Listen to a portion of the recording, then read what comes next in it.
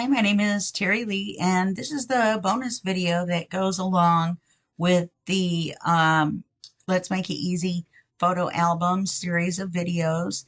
And what we're going to do today is I'm going to show you how to customize your cover if you're using a different paper than the one that I used, and then also how to use the file that I'm going to give you with the blank tags in it.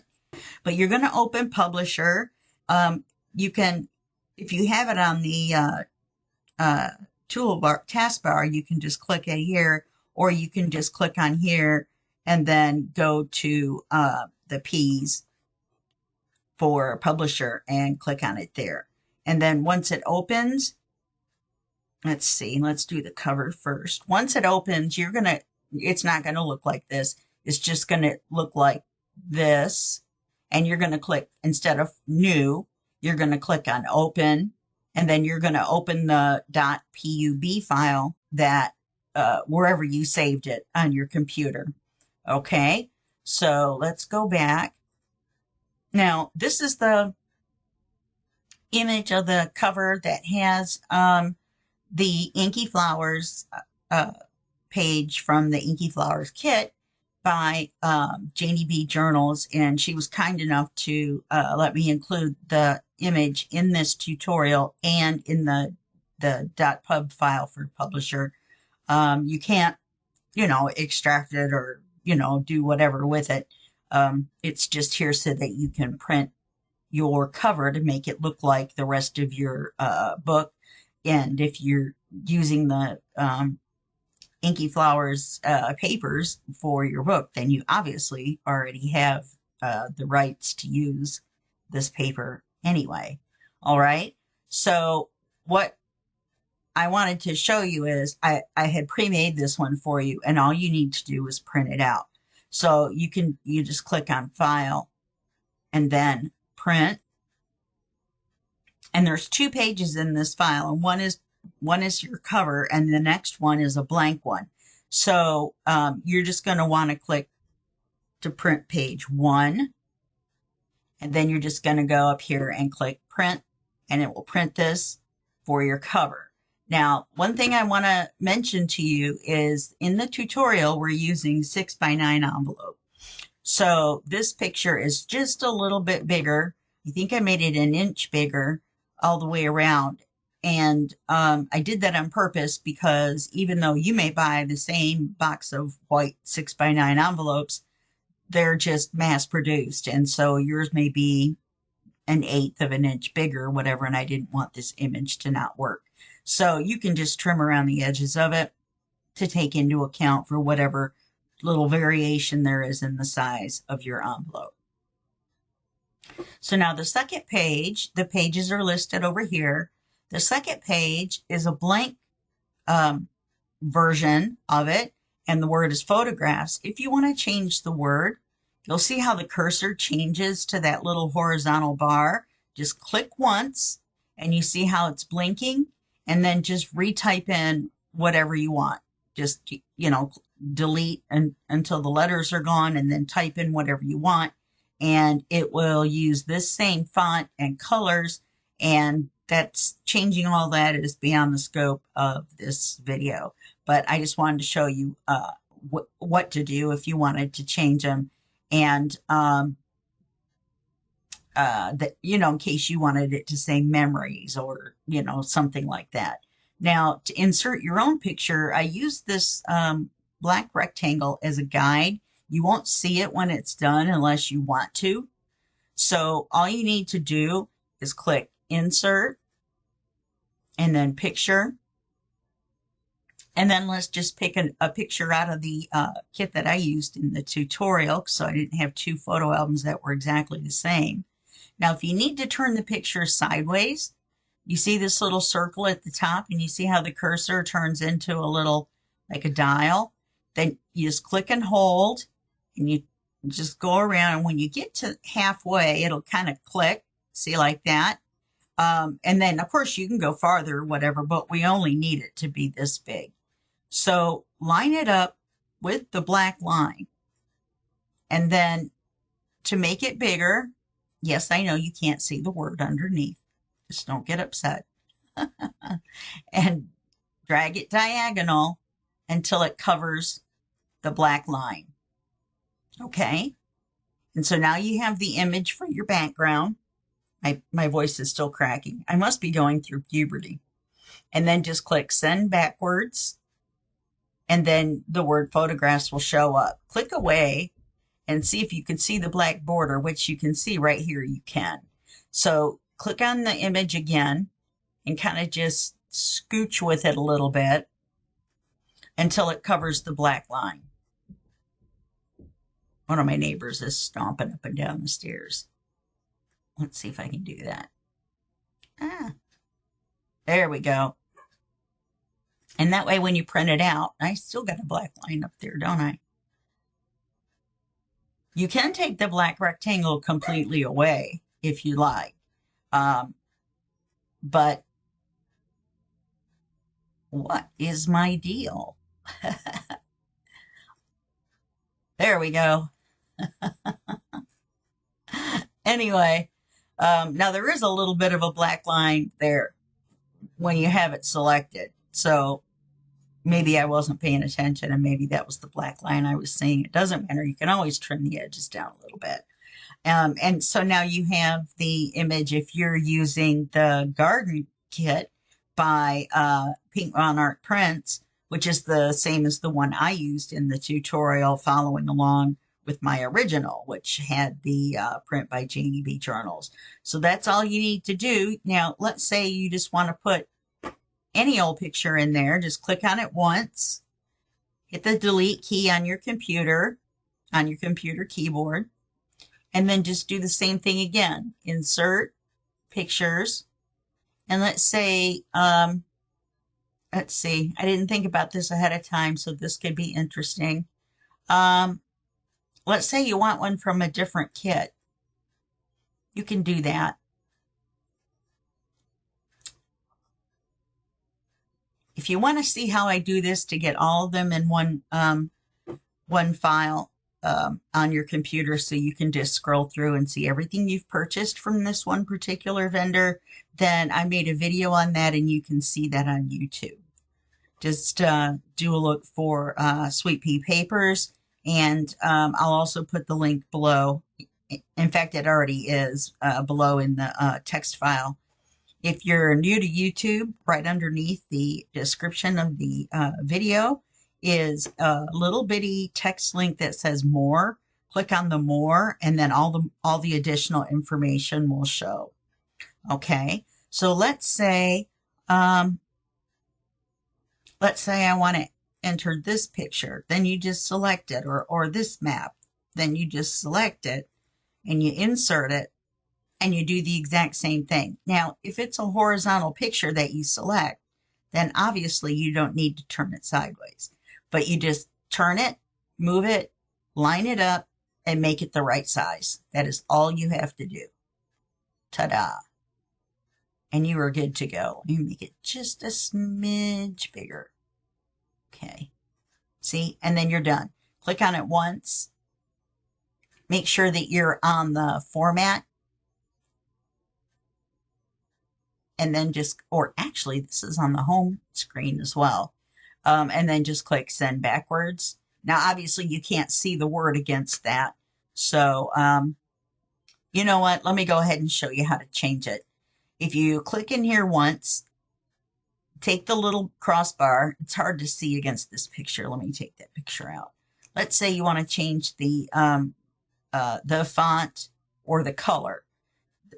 When you've clicked once on the text box, which is what that's called, then just where the little bar is, the little horizontal bar, that's your cursor, hold down the left mouse key and drag it until all the letters are selected, and then you see the font pops up, and then you can just change it. Let's say we want to change it to Broadway, and let's make it a little bit smaller so it actually fits in the square.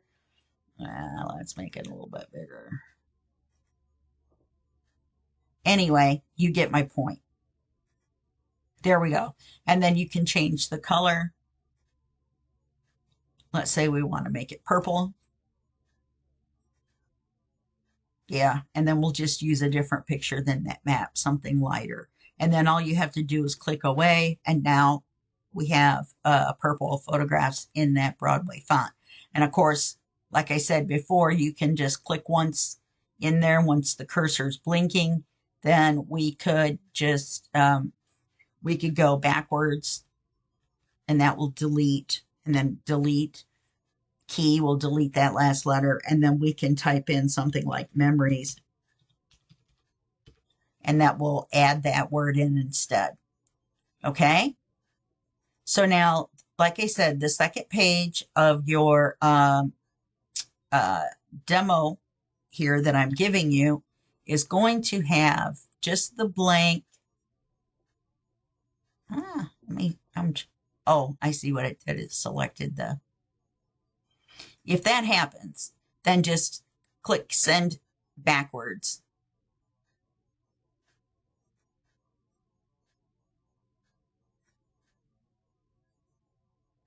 Okay, let me just copy this. I want to put it back on the blank page. And then right click and select paste. And it will paste the text box. And it's the same thing. You just move it where you want it. Rotate it if you want to rotate it. Resize it. And whenever you see me drag something to make it bigger or smaller, then I'm actually left clicking the mouse key, the left mouse key, and holding it. Okay, and then you can use your left, right, up and down arrows. Make sure you selected the text box. It's a little tricky sometimes. And you should be able to, there we go, drag it wherever you want. It's a little different with the text boxes. There we go. Left, right, up, down. You just have to make sure that the cursor is not blinking in there to where you edit the text, because then the text is selected and not the text box. So that's all there is to this part right here. Now, the other file that you're going to get is this one, which you're going to like, I hope. It is too big. Let me turn the zoom down there a little bit. It is 13 pages long, and it's filled with all types of blank tags and different types of shapes. There we go. And to get to a certain page, like I said, over here on the left, just put your cursor there, use your scroll button on your mouse key, or mouse key on your mouse. And if you don't have one of those on your mouse, then just click on the up or down little arrows here, and it will scroll up and down. Now, these are blank name tags or word tags, and this is a blank tag. This is a blank tag, and these are the exact same size and shape as the ones in the tag fabrication kit by Artemis and Love Junk Journals. And I drew them out. I checked out the measurements and I drew them out by hand and saved them here for you so that you would have something that you could refer to back if you were wondering, oh, gee, I'd like to have a size that's just like those two sizes in that kit. So I put two of the same size in there. So now what can you do? I've grouped, there we go. When the cursor turns to the four arrows, then you can see that it selects the whole thing, or it will select the line of one of the lines that I've drawn. If you accidentally select a line, just click away so that you don't select that line there. I'm left clicking because I thought I had grouped them all, and I'm trying to find the group. There it is. Okay, so now what you want to do is you want to go up here and you want to select ungroup, and then that will give you two individual folder or tabs. I'm having a little trouble speaking today. Maybe I haven't had enough coffee. Here, hold on. Let me get some goat juice in me. Okay, I'm just kind of fumbling over my words. I promise you I do know how to do this.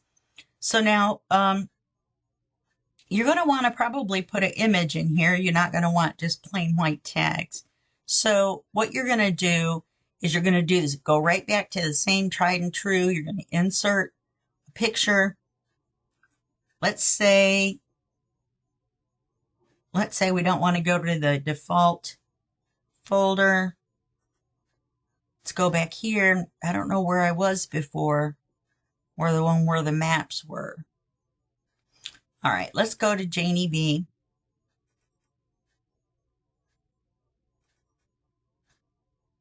Oh, that's the one with the tags already in it. Why didn't I go to all? Okay, so let's say we want tags that look like this. And then click on Insert in the lower right corner. And now you're thinking, what the heck, Terry? Are you crazy? Well, the way with this method, you are going to end up printing the pattern on that whole page unless you do it twice. So you can do this and then you can send it backwards and you'll have to do it twice. And then when you click away, you'll see that let me click on it again and use your left, right, up, down keys to move it to where it covers the whole tag. There we go. And just kind of finagle it around. And now you can, and then just print the page and the black lines will show and then you cut it out. Now, if you want to save ink, you can click on the picture, go to the corner, left click and hold, drag it down, and then resize it up. And then just kind of move it around. You don't really have any way to make it the exact shape of the tag, but you can get it like this and then you don't waste a lot of ink. And then once you get one, you can right click and select copy, then click away, right click and select paste, and that will give you a rectangle the same size. Left click on it and then drag it and drop it, and then click send backwards, and then now you've got your tag with the image in it. You can do that for any one. Now, let me caution you, if you accidentally click the save up here, it will save it with this picture in here, and you won't be able to just close it, open it back up, and have your blank tags again. So you can just click go back, go back, go back, go back, go back. You see how I can just keep going? So that it'll only go back so far. So the easiest way is once you've got your image on here and you've printed it out, and remember how I showed you to select whichever page it is that you want to print.